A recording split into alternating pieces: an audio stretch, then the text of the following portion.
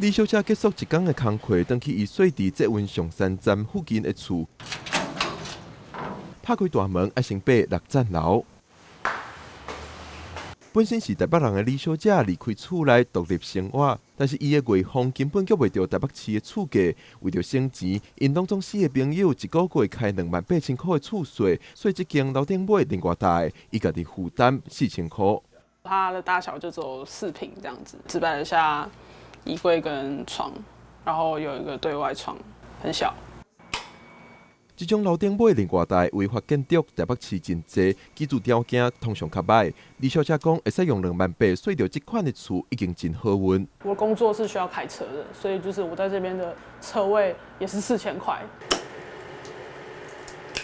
上课结束，丁小姐返来到伊住伫咧新北市蘆洲的套房，这间套房6平左右，每个月9500块厝税，离伊的学校台北市国立师范大学真远，这拢是为着较好的居住品质。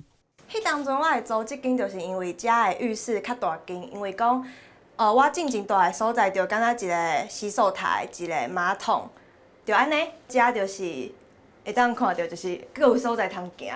伫厝内至少有骹路通行，真做为婚林到台北读册的丁小姐小小的愿望。根据伊的经验，伫师大附近想要住较舒适，租金上无爱1万块以上。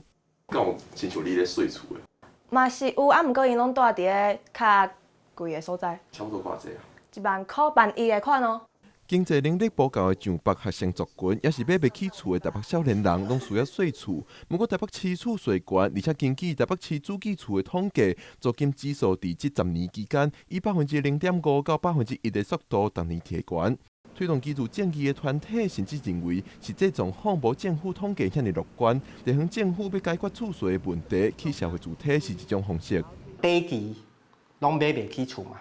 所以就是愈来愈侪人下就是用税厝嘛，愿意把伊的厝摕出来租的厝头价并无增加，市场无提供，咱政府来提供。